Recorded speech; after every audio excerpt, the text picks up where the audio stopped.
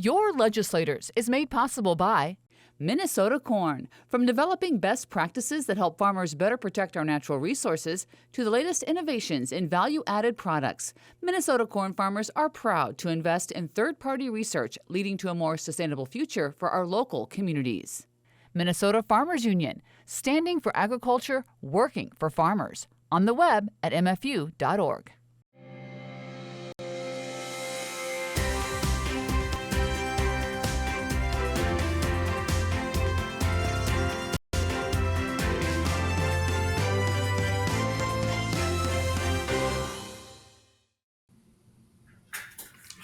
Good evening, and welcome to the 44th season of Your Legislators on Pioneer Public Television. We're delighted that you've joined us for a detailed and what we hope is an interesting discussion of the public policy issues that will be front and center in the 2024 legislative session. I'm Barry Anderson, your host and moderator for this conversation, a role that I've filled over the last 34 years. And we begin our program, as we always do, by giving our distinguished legislative guests the opportunity to introduce themselves, to talk about the issues that are front and center for the legislature, and to have the conversation with each other about those issues. Now, our scheduling issues dictated that we pre-recorded our program this evening, so we're not taking questions from our audience tonight. We leave that for some future program. Let's begin by introducing Representative Jamie Long, who is the Majority Leader of the House of Representatives from District 61B in Minneapolis. Representative Long, we're delighted you've joined us this evening. Tell our viewers a little bit about yourself and the legislative priorities from your perspective. Sure. Well, good to be with you, Barry. Good to be with my colleagues. So I'm Jamie Long, represent a district in southwest Minneapolis. I serve, as Barry mentioned, as a majority leader in the Minnesota House. And we are coming off a really historic and successful legislative session last year and going into the second year of our legislative biennium. And we, I think, had some enormous progress last year in investing in many of the state's needs that have been long neglected and trying to make sure we were helping Minnesotans afford their lives. So we did really impressive work in trying to improve our schools' budgeting situations around the states, investing in our kids. We passed a historic transportation and infrastructure bill to make sure that we were taking care of our roads and bridges and water infrastructure around the state. We invested in early child care and affordable health care to try to keep costs down for families.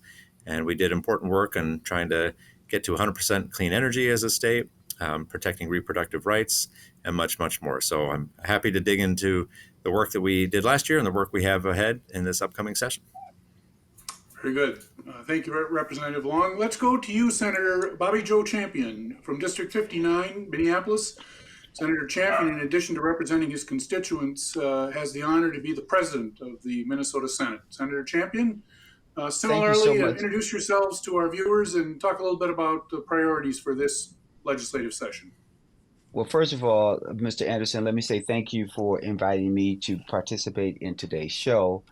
Just briefly about me, as you so eloquently articulated, I am the senator from Senate District 59, and I do serve also as president.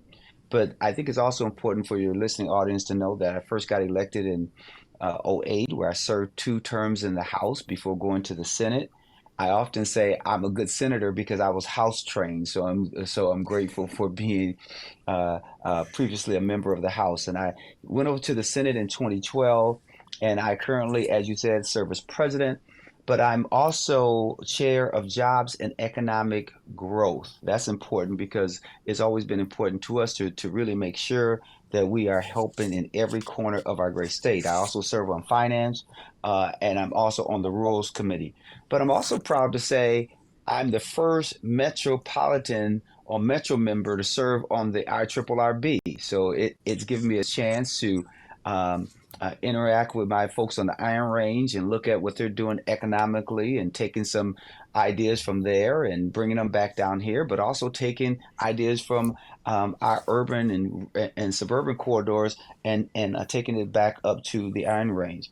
As Majority Leader Long talked about. I won't repeat the things that he said, but I do echo those things that he did talk about as being important. But I'll lift up a couple others because I think it's important for folks to know that we also did tax reform or tax conformity, because from my vantage point, that was very important to do. Housing, without a safe and affordable place to live and nothing else in your life works. And so many Minnesotans, including people who are employed, struggle to pay rent or buy a home. And we know that buying a house is a threshold to improving your quality of life, but also building wealth. And so we help to restore the balance by making it easier for Minnesotans to afford housing. And housing should not be a commodity to increase wealth only for the uber rich hedge funds. We also think it's important for everyday Minnesotans to be able to have that benefit, because we also know that educational outcomes are improved when individuals own a home.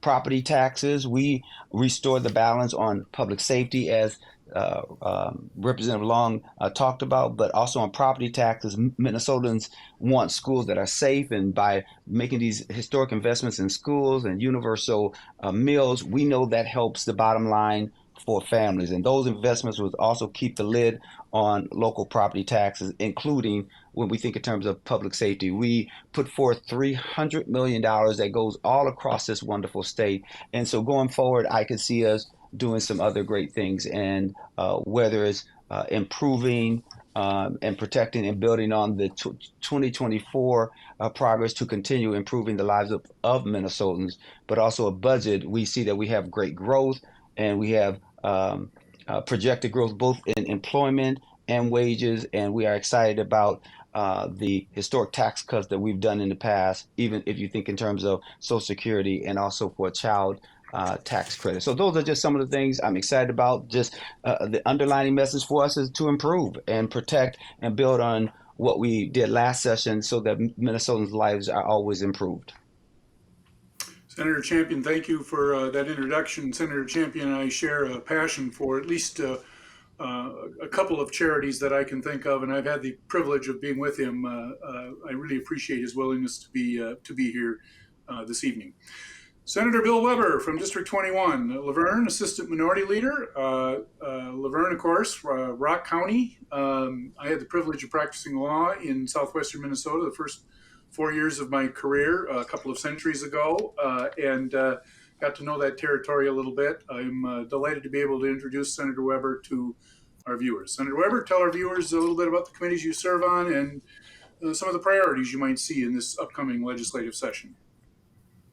Well, thank you so much. It's indeed a pleasure an honor to be here with you this evening. And I serve Senate District 21, which covers all or parts of 9 counties in the southwest corner of Minnesota. And I will be starting my 12th session, having been elected in 2012.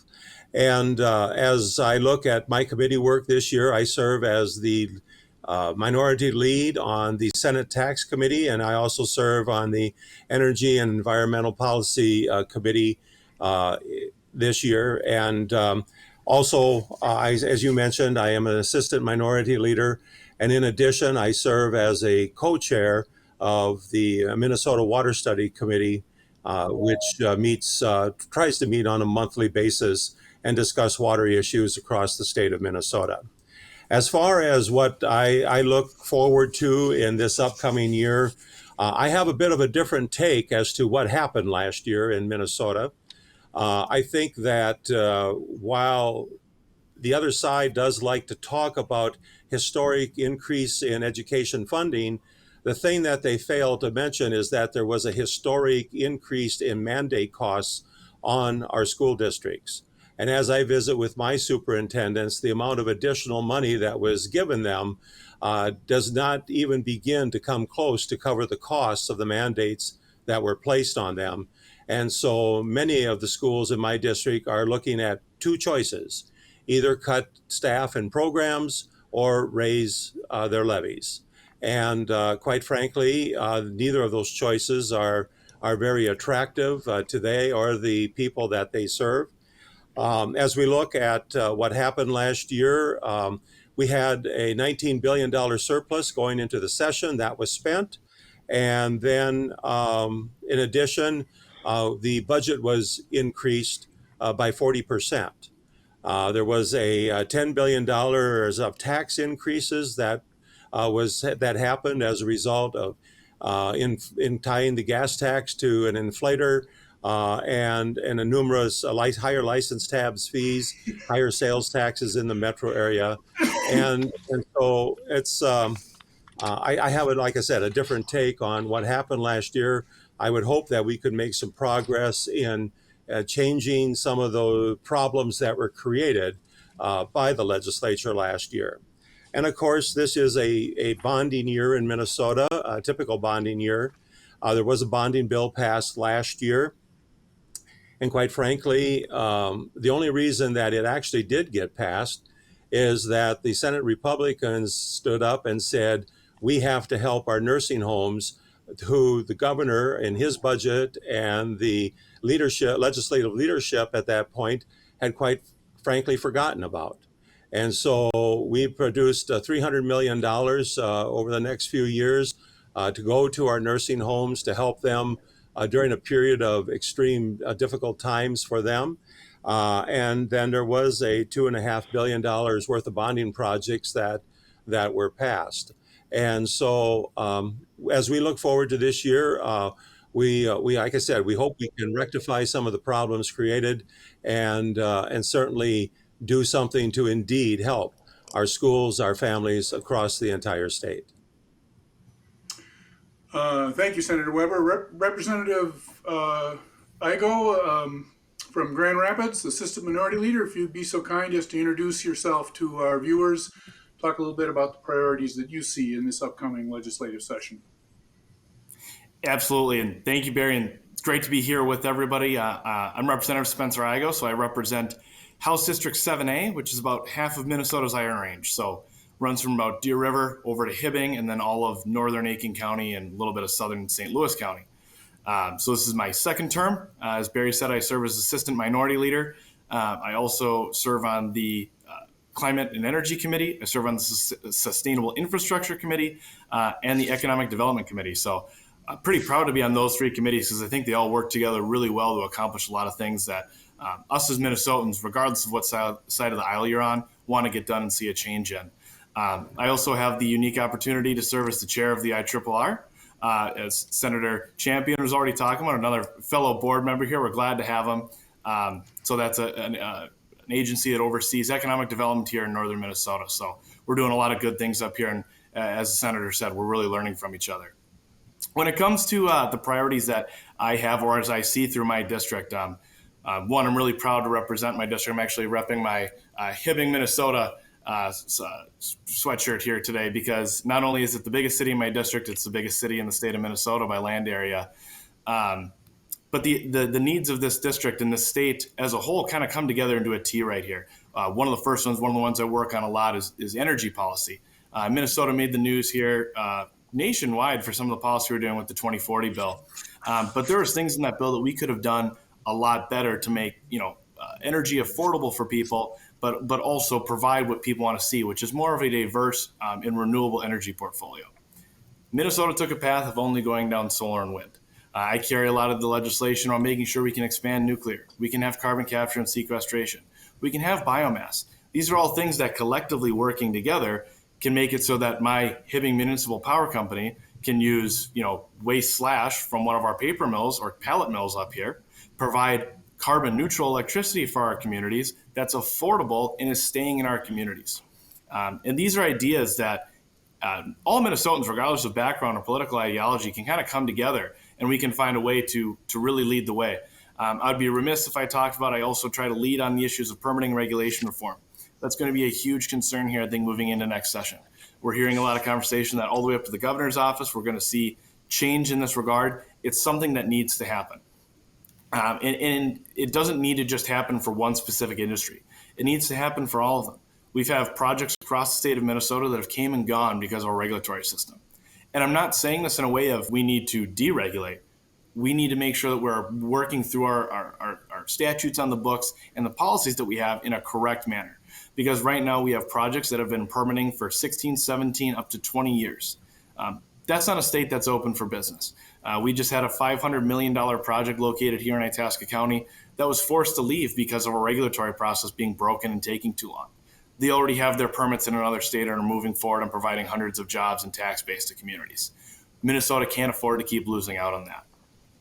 So, and that's why, like I said, I'm fortunate to be in the committees that I'm on, because I think if you combine everything I'm just talking about, move them to those committees, these are ideas that we can all come together on and really make Minnesota the shining beacon of, we can do all these things here. Mining, timber, all these different products can come together to provide manufacturing jobs, provide spin-off jobs, provide tax-based support communities, bring down the cost of housing, bring down the cost of electricity, while making Minnesota the hub. One of the things that I always pitch when I'm on calls or meetings like this, or given the opportunity, is that Minnesota is one of the only states in the nation where we could mine, manufacture, distribute, and recycle just about everything that's needed for the modern economy and the world of tomorrow. So I think this next session, when we're talking permitting reform, when we're talking energy policy, when we're talking what we're going to do with economic development, let's keep these ideas in mind, because these are ideas that can unite both parties. We can come together and really make a difference for all Minnesotans. So let's go to you, Representative Long. Senator Weber introduced the question of the budget. I'd be interested in your observations on that. We've had a regular report from the Department of Revenue regarding funds that are likely to be available in this cycle and in the next cycle. And maybe you can talk a little bit about the budget and its sustainability from your perspective. The floor is yours. Sure, happy to do that. Well, first, I might just respond to Senator Weber's comments on our education investments this year. So he mentioned some of the costs that school districts are facing. One of the costs that the school districts were concerned about was unemployment insurance for bus drivers and others who are currently not getting that over the summer. And we funded that for, put together a fund to help pay for that for school districts. The estimates originally were that was going to cost $135 million. And it turns out it's going to be closer to 40 million. So the fund's going to last several more years than anticipated. So I think for some of the costs that we are incurring in the education area, we know that they are coming in at less than projected. And these are for important functions. We want to make sure that our bus drivers and other employees, school employees, have that access to unemployment insurance when they're not working in the summer months, as we do for everyone else. But to the budget for this current cycle, we do 2-year budgeting in the state, and so last year was our main budget year.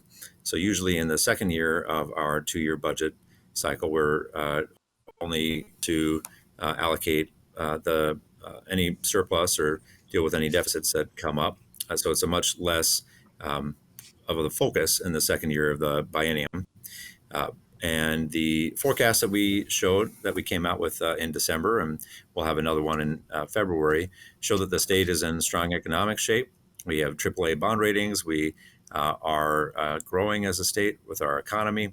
And we know that we have a full rainy day fund for any potential emergencies. It also shows that we have a surplus in the current biennium. And we have in the next biennium, is where we, I think, see some warning signs, as the governor has said, where we are seeing some of our costs go up, particularly in human services area with our disability costs, and those are higher than projected. So we know that in the out years, when we're looking out 3 or 4 years into the future, we are seeing that we have some warning signs. So I don't think this is going to be a year where we're going to see large general fund allocations. But I am hopeful that we'll be able to do a substantial bonding bill. That is baked into our budget forecasting. Another thing that we did in the budget, which we've never done before, is actually be honest about our budget and include inflation in our forecast. So if we had not included inflation into the ongoing years into the future, then the picture would be very rosy. But the fact is that we did include inflation, which is important for us to consider, because that means we're accounting for those costs for our school districts. We're accounting for the costs for our healthcare systems. And that's never been done before. So I think the fact that we're being honest with Minnesotans and transparent is a good thing. And the budget picture is really strong. Representative Igo, your thoughts on the budgeting cycle and budget-related issues? Yeah, thanks, Barry. So, when it comes to how we budgeted, We raised the state budget by tens of millions of billions, of dollars in the last session. And I think what we've done is created a very unsustainable path of government. When you grow government by 38% in one session, there is major issues that can come down the way of that. And we're already seeing it through a lot of the programs that were instituted, very quickly without good, thorough vetting. And we're seeing that, right? Whether it's the paid family medical leave, earned sick and safe time, we're seeing that the free lunches for all is running over budget. When you grow government that way and you don't do your business and you don't do your work, you're going to be left with huge budget shortfalls. So sure, right now we might be seeing a little bit of a budget surplus. If you go to the tails in the next cycle that we already are starting to budget for, we're seeing a deficit. And these programs, a lot of them are still yet to be instituted. So as this stuff comes together, we need to be looking at Minnesotans. We need to be looking at what we're taking out of their pocketbook. I mean, it was already said earlier in this conversation that, we need to be doing whatever we can to create generational wealth and putting money in people's pocket. Well, increasing taxes in different ways with like transportation, for instance, that's not the way to do it, especially when we have hyperinflation kind of, having a stranglehold, if you will, on Minnesotan families across our state. So as we go forward to budget, and this isn't a budget year, we need to be keeping in mind, how can we look at these programs and say, okay, this isn't going to work. We need to pull the plug on this. We need to go back to the drawing board, because there's no shame in having to say that we took this too quickly. And that's the one thing that I've heard from Minnesotans, not only in my district, but around the state. The session moved too quickly, and now we're starting to see the cause of that and what happens. We're seeing budgets that are going to run out of control, and they're going to put our state in a really bad situation. It makes us look at our taxpayers and say, oh, sorry, that surplus is gone. By the way, we need more money. That's not the right way to govern. We could have done a lot better. And I'm going to back up what Senator Weber said about education. We could have had the most historic increase to education if we didn't send it with mandates. I have school districts across northern Minnesota that are now struggling because of the education bill that was been passed. So these ideas sound beautiful and amazing to talk about on paper or in the news. But when you dig down and look at what they mean to a budget and what they mean to the Minnesotan family, it's crippling their pocketbooks. And we need to take this right now, take a step back, pull these things back, and make a difference. Representative Igo, I want to give Senator Champion a chance to talk about the budget. But before we get to that, I just want to pursue something that both you and Senator Weber mentioned, but we didn't get a lot of specificity. And that is when you talk about mandates that have been imposed on school districts, do you have an example or two of what of a particularly expensive mandate that you're thinking of, or is this just sort of a general problem? You're muted, Representative Igo.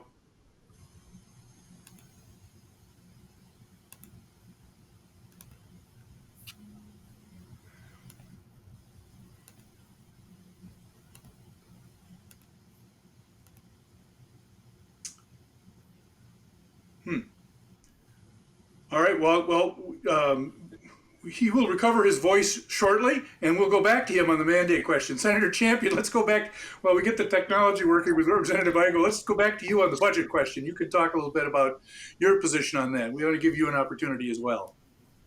Well, again, thank you so much for the opportunity to speak on this issue. When you think in terms of our budget, I want to just really make sure that we take a step back. When we looked at the money that we had available to us during the budget year, we were very responsible as to how can we use this money in order to make sure that these investments help all of Minnesotans. And as a result of that, one of those areas was in the education area. Now, I know they've been talking about mandates, and yes, it was additional money, but let's not forget there was additional money, real additional money. And that additional money, some was put in the tails and some was put in order to make sure that we can go forward, right? But we did have in some of our budgeting one-time spending so that we could be responsible. And if you look at and pay attention to the November budget forecast, it shows that we are stable and Minnesota has a strong economy. Whether we look at the increase in employment and wages, both projected to grow, and that we do not have a deficit. So even when others talk about it, and here's the other thing that most are not talking about. We know that when we think in terms of Minnesota, there's sometimes two Minnesotans. You have those people who are in the majority community who are doing well, and then you have those who are not doing so well. And when you look at the deficits, and the disparities, the common denominator is poverty. And when you think in terms of how we address poverty, we've done some incredible things, not just in education, but also in childcare, but also in the jobs area. I being the jobs chair, we spent 968 million, and that money reached all across our state. There's not any area in our state that can't say that they did not benefit from investments in jobs and small businesses and loans and grants. But we also was forward thinking. We even put forth money for the Minnesota Forward Fund, where we can make historic investments in areas like semiconductors and bio-industrial manufacturing so that we can make sure that we can bring some of that manufacturing back onto the shores of the United States so that we are not held hostage, for lack of a better word, by others in other parts of the world because they didn't want to sell to us. So even to think in terms of our national security, we are not only thinking about jobs and growth and all those things mean something, but also national security. So in the areas that I've often talked about, that's important to look at those investments, whether you're in North Minneapolis, South Minneapolis, St. Paul, Duluth, the Iron Range. I can think of specific things. One of the first bills that we did was to make sure that we gave money to northern Minnesota in order to deal with COVID and investments and all the other things. And Grant Hochschild was very key in that investment happening. When you think in terms of nursing homes, we all believe that our nursing homes and our family members who are in the twilight of their life, that they need to be cared for. And so we looked at staffing. It wasn't anyone else other than the leadership, at least from the Senate, of John Hoffman. John Hoffman's been talking about this forever, and he led the charge on making sure that no one was forgetting about our seniors, but no one will forget about our seniors, and that it was reflective in our values. So I believe that our budget is strong. The contributions that we made in the jobs bill and those investments, also in education, because guess what? If we want more money in the pockets of Minnesotans, we did that. We did it to make sure that school that I heard someone say, hey, there's these mandates that are not there, and I'd love to hear what examples that they have. But money that we invested in education reduces property taxes because schools don't have to put forth a referendum or levy. So I think from a budget perspective, I think that we've done a good job, and we'll continue to improve and protect those investments that we've made together. That's the only way that it can be done, if we do it together. Well, Senator Barry, Champion, thank you for that. Representative Eichel's back with us. Let's see if we've got the sound working again. I wanted to give you an opportunity to answer that question I shot your way. What are some examples of these mandates you're talking about? Well, first, can you hear me now? We're good. All right. So examples of these that we can segue right off what the senator was saying right there. And I know it looks like Senator Webb wants to respond to it too, so I'll be brief. But some of those mandates that I was talking about, even in my prior conversation, when we're talking about paid family leave and earned sick and safe time, those are multi-million-dollar budget hits to our school districts. And when Senator Champion talks about referendums, he should look at Greater Minnesota, where there's failed referendums that happened everywhere because they had to get put in place to try and pay for the new budgets that they were handed. That's a prime example. I should mention the school lunches. Yes, it's great that school lunches will be paid for.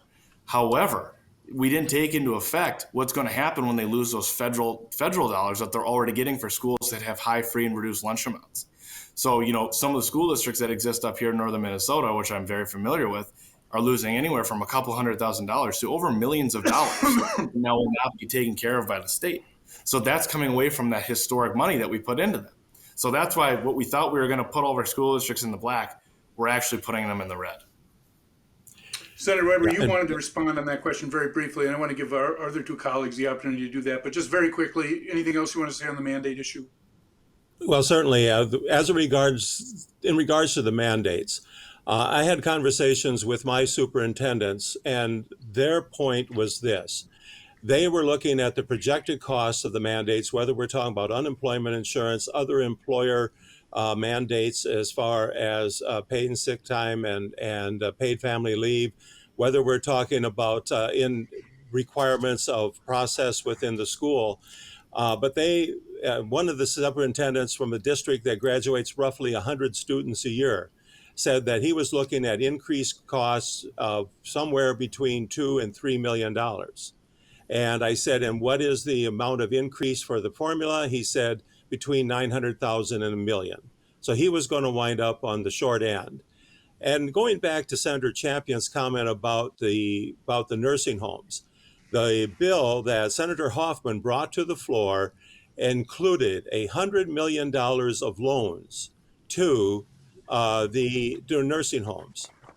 And our position was providing loans to nursing homes is like throwing an anchor to a drowning person.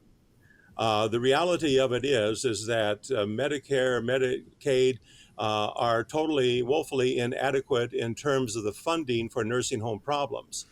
And it was the Senate Republicans that had to fight to bring about between the administration and the House to get this done as far as bringing $300 million of assistance to our nursing homes. And even then, the agencies wanted to say, well, it has to be loans. We said, no. Well, then it can only go to homes that are in trouble. And we said, fine. And our definition of a nursing home in trouble is any nursing home located in the state of Minnesota. And that is the only reason that we wound up with $300 million for our nursing homes. Representative Long, I want to give you an opportunity to say anything you might want about the issue involving mandates, and then I want to move on to the University of Minnesota. That was a topic that had a lot of discussion last session. But first, anything on the mandate issue? Sure. Well, I think we're forgetting that we had the largest single investment in K-12 education in state history, and that was something that school districts had been asking for years, that Republicans had not delivered under the time that they were in control. They had not increased the formula for K-12 spending. They had not increased the investments in our school districts around the state, and we stepped up and we did it. We also took care of other important needs in the state, like kids shouldn't go hungry in the state. I think that's something that everybody should agree on. I know that in my district, when I go and talk to the schools and the folks who are school lunch workers, they say that the uptake in students eating lunch is huge. And these are for students who hadn't been getting lunch in the past. They said, oh, I'm not hungry. I don't need lunch today. And now they're actually eating. And we know that students learn better when they have full bellies. We also know that no Minnesotan should go without the ability to take the care they need for themselves and their loved ones after they have a birth, after they are taking care of a sick family member. That is a fundamental core value that all of us should agree on as Minnesotans, and that's what paid family medical leave is about. The United States is the only developed country in the world that doesn't have a program like this, and now we do. So these are important values. We can make sure that we are protecting our schools and protecting our families and protecting our kids at the same time. So, Senator Champion, you wanted to say something on that? We'll come back to you. Well, go ahead. Okay, that sounds great. good. All right, very good. Representative Long, I want to talk to you about the University of Minnesota, and then we'll give everyone a chance to weigh in on that. Myron Franz, who's been around government for many years, practiced law in downtown Minneapolis for many years. We're going to be leaving service at the U in the finance area. We know that we had a lot of discussion about the need to retain the university teaching hospital. Obviously, it's a very expensive proposition. Can you update our viewers on what that issue is all about and whether that's going to see some attention this legislative session and what observations you might have about it?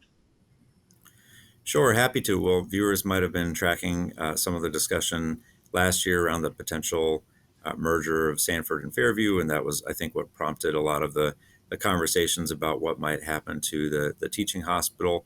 And so this hospital is a really important statewide asset. It trains a very, very high percentage of physicians that are operating in the state of Minnesota at the University of Minnesota. And so it's certainly a critical public infrastructure for our state.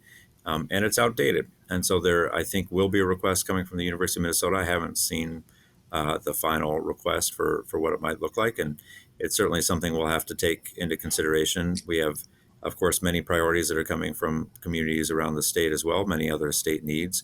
And so whether we move forward with the university request this year or not, I can't say, but But it is an important asset. I think we should all recognize that. And I think it is a good thing that the merger did not go through. And I think it is something now that we're Fairview and the University of Minnesota are having to try to figure out a path forward for their relationship, and figuring out the future of the teaching hospital is an important part of that conversation.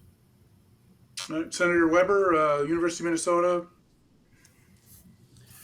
Well, as it relates to the university, I have had discussions with presidents of the university since I have been in office, and one of the comments I make is that some days the university seems to have forgotten what it means to be a land grant college, and that's a wide issue that I won't go into further.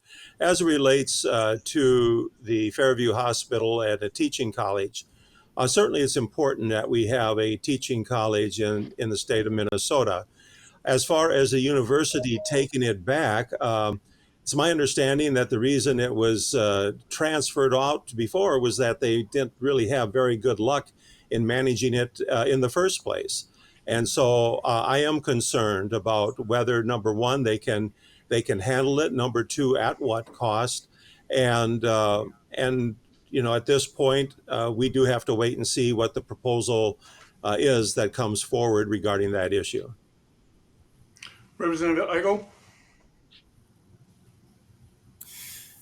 And so this is an issue that falls a little outside my purview, if I may. But what I will add is I'll echo kind of what Senator Weber said. I think he's kind of right on the mark there. But I will make a note that hasn't been made yet, is that when we talk about healthcare and we talk about these mergers and whatnot, the thing we have to remember most is that we need to make sure we have hospitals and clinics available for Minnesotans. And the whole Fairview situation with Sanford came out of Fairview, reportedly losing $1 million a day keeping their doors open. So the thing that matters most to me is making sure that we have a healthcare system here in Minnesota with clinics and hospitals that Minnesotans can get to, because if they close, then we're in an even larger problem about whether or not we can train doctors and nurses. Senator Champion, University of Minnesota, teaching hospital, etc. Well, I will just add this. I concur with what has been stated already, especially by the comments of Representative Long. But one of the things that I think the University of Minnesota issue cast a light upon is, one, the health of our University of Minnesota, as well as our other colleges and universities. I think it also lands a light on the importance of our bonding bill and what it does in order to help not only create jobs, but create the infrastructure that we need in order to continue to go forward. But the University of Minnesota is one of our flagship universities. And even though we're talking about the medical school and that teaching component, it still raises the notion of higher education. And one of the things that we did is made sure that higher education could be free for those within a certain a place and space when we think in terms of economics. And why is that important? Because one of the things that the demographics show, or that the empirical data show, is that we have a problem where the 18 to 34-year-olds are that demographic is hemorrhaging from the state of Minnesota because they're going to other colleges. They're going outside of our walls. And we need to do things in order to continue to attract them. Even when you think in terms of the number of students that go to North Dakota State University or South Dakota or Wisconsin, we need to find a way in order to keep them here and in order for them to know that they're welcome. They can interact with those other folks. We don't mind that at all, because we think interaction with anyone is a good thing because it heightens your awareness of other people. But the bottom line for Minnesota, we need to make sure that we keep our kids in Minnesota to populate our labor and leadership roles to keep us globally competitive, not just competitive with Iowa, globally competitive. And how do we do that? That brain power, having a real attachment to this great state. And whether that's in healthcare, whether that's in semiconductors, whether that's in bioindustrial manufacturing, whether that's agriculture, whether that's in making sure those bright minds are coming up with how to do green steel in order to make sure that it's It's appreciated from a climate perspective because you can use hydrogen versus, carbon.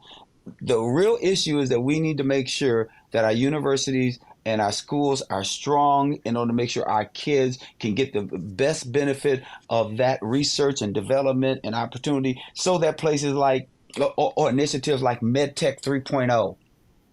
We've been identified as a hub from the federal government. So there's a collaboration around artificial intelligence and manufacturing and agriculture and all the other things that makes us vibrant. So I don't want us to lose sight of what that university means and what it means to the rest of the world and what our other colleges and universities mean, and the importance of our young people staying here in Minnesota and developing and being able to lend their brain power and their intellect to our forward thinking and globally competitive notions.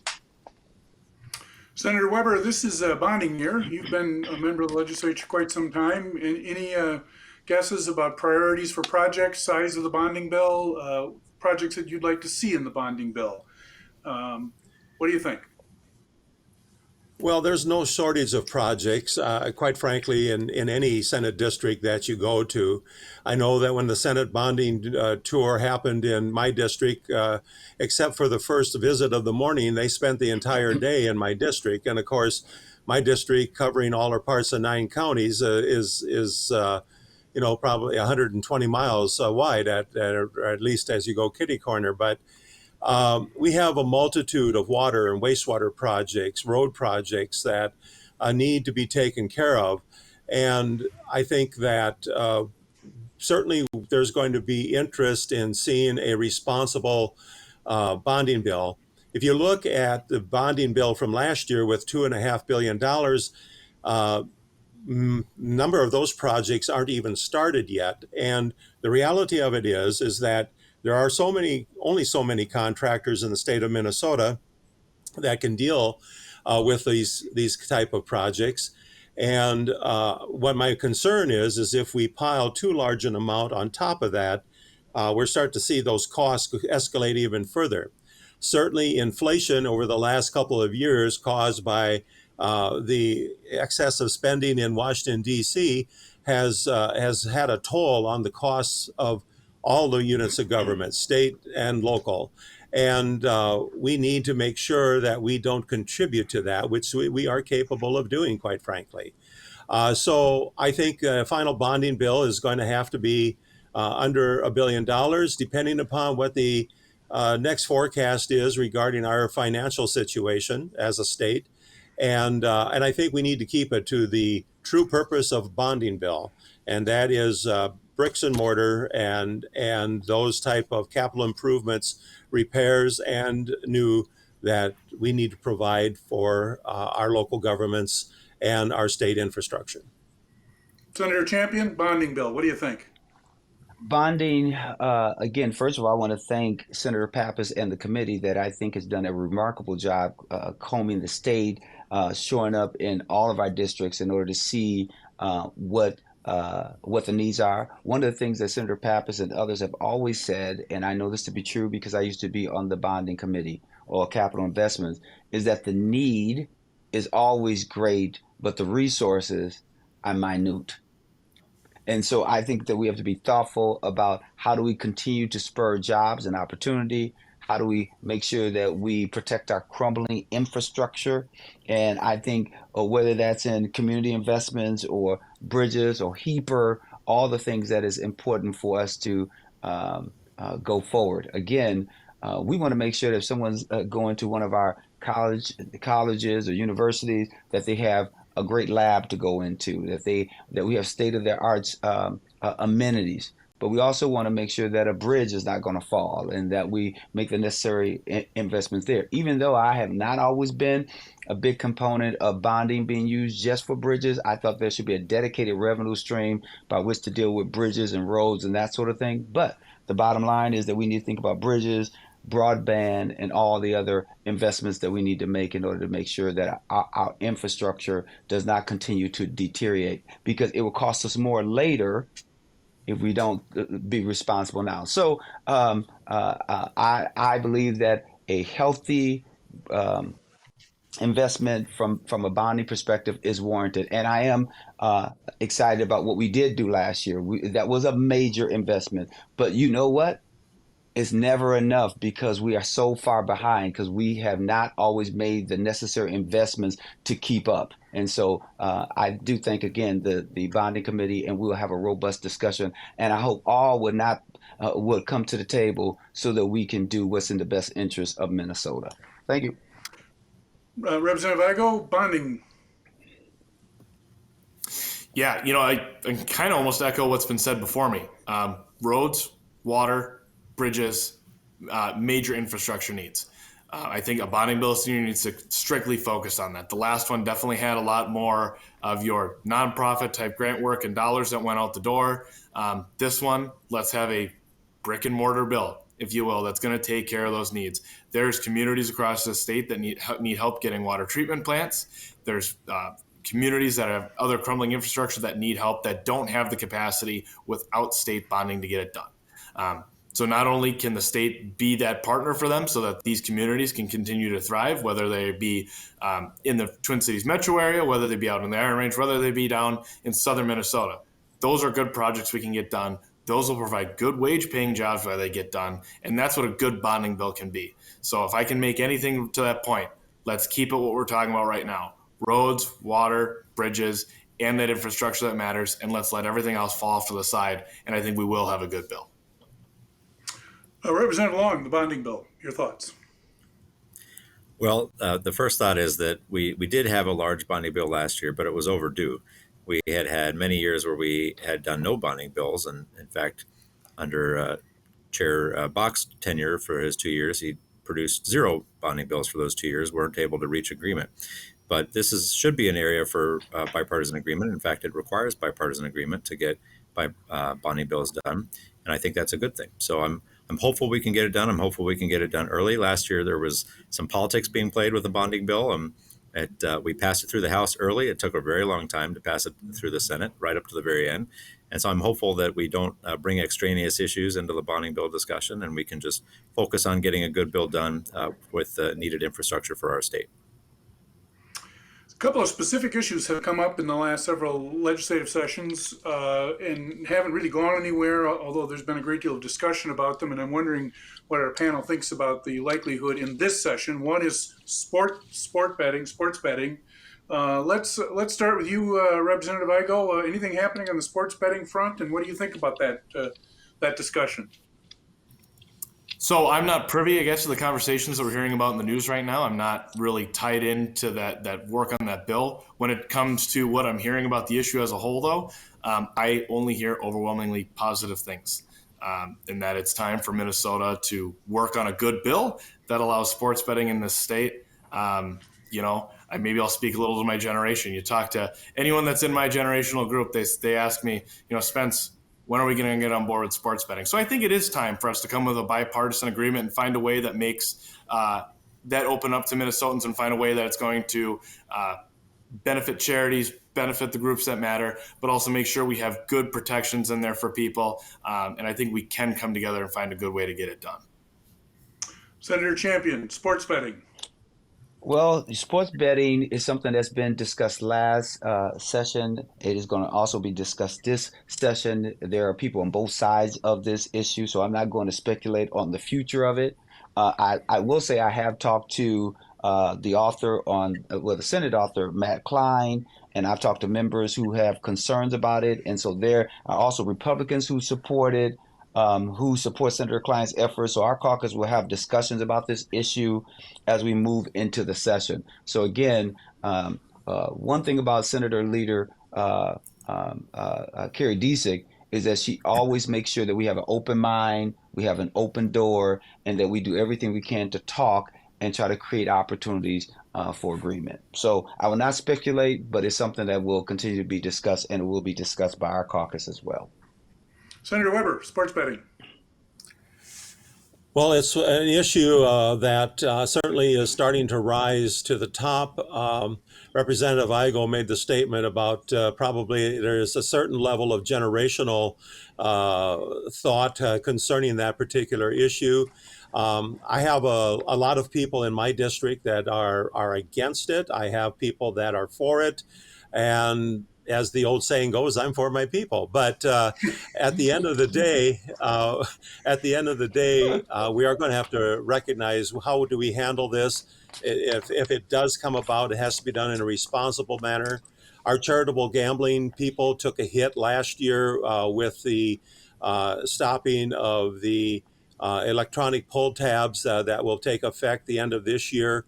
And I think that, as we look at the overall picture of gambling in Minnesota, there are a number of people that don't wish to see an expansion of gambling in Minnesota, and those that do. And I really don't know exactly. As far as I know, we haven't taken a nose count as to where everyone sits in regards to that issue.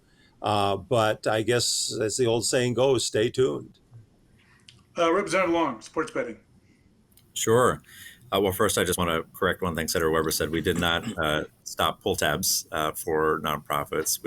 Pull tabs are still allowed. We just made sure that they are not trying to replicate other video gaming machines that they were not allowed to do. So, and we also tried to make sure we were helping out our local nonprofits with other investments in them and other tax assistance. So I think that sports betting is an important conversation. The goal here is to bring things that are happening in the black market right now, which are people betting online or on their phones, or going to Iowa, I suppose, to other states to bet, into a regulated marketplace where we can control it, where we know that people aren't going to get taken advantage of, and also where we can invest some of that revenue in helping folks with problem gaming and addiction issues. So I think that's something that we want to do, and I think there's a way forward. I think we need to make sure that as we're doing that, we're respecting tribal sovereignty and our tribal nations in the state that have been so important in the gaming industries that are taking place in our state right now. But I think we can have those conversations, and I think we can have a bipartisan path forward on this bill. The legislature created a task force to look at the question of how the Met Council should be selected. For our viewers, the Met Council actually is responsible for a large chunk of government administration in the Twin Cities area. The task force made a report. They were going to make a recommendation, and instead they forwarded a recommendation, as I understand it, for 6 different ideas for the legislature to consider. For those of us with an interest in administrative law and similar topics, this is absolutely fascinating. And the question becomes, is the legislature going to act on Met Council reform? Senator Champion, let's start with you. Well, thank you for that question. Met Council and how it should be, how the members should be selected is a really big issue. And it's a really big issue that's been talked about, whether the members should be elected or whether they should continue to be appointed. And it all boils down to accountability. Is there any real accountability based on the way it's currently structured?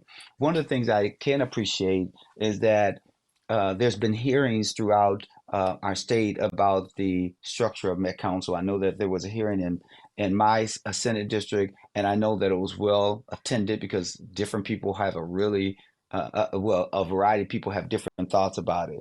I do think that the legislature will probably consider it as one of those things that will be discussed. I know in the Senate, that discussion is going to be led by none other than Scott Dibble and others, in order to make sure that we understand, even as a caucus, what are all the challenges, and then for there to be a decision that's made. And so I do think that there will be something done on this issue. I can't speculate what, I can't speculate when. I just think that there will be something done because this is a big issue. Senator Weber, Met Council reform. I think it's absolutely necessary that there is reform as it relates to the selection of people to serve on there. I think that it should be up to the counties and communities that are represented by the Met Council to pick their people. I look at the closest thing we have to a Met Council in the rural areas is, for me in Southwest Minnesota, is the Southwest Regional Development Commission. And it's made up of people from the county, from the small cities, from larger cities. And and they get together and they bring their own perspective to this. I think that we are probably well past the time that this should be a political appointment made by any governor in terms of the people that serve there. And quite frankly, I think our suburban communities are just like our rural communities. Our needs are not exactly the same all the time. And at the end of the day, you have to sit down and work out a solution that meets the needs of everybody that's involved. So hopefully there will be a good reform package that comes forward for the Met Council. Representative Igo, the Met Council. Got about 40 seconds or so. I'll just kind of reiterate a little bit of both what I heard. I think Senator Weber was kind of on his marks right there, but Senator Champion said a word that I really appreciate: accountability. I think that reform could really come together to give accountability to the communities that the Met Council represents. Give those people what part of the metro area that they're in, knowing that their council has accountability to whether it be to their county officials, whether it be to them voters. I don't know what that proposal looks like, but I do know that accountability matters, and let's pass reforms that can be bipartisan that bring accountability back to Minnesotans. I want to thank our distinguished panel of guests this evening, Senator Bobby Joe Champion, Senator Bill Weber, Representative Jamie Long, and Representative Spencer Igo for their contribution to this evening's program. I want to remind you, the viewers, that you can get caught up on the legislative activity throughout the legislative session by tuning to selecting the Minnesota channel. Your legislators will return later in the year with additional programming and give you an opportunity to hear once again from the legislators who represent you what's taking place in St. Paul. Thank you and good night.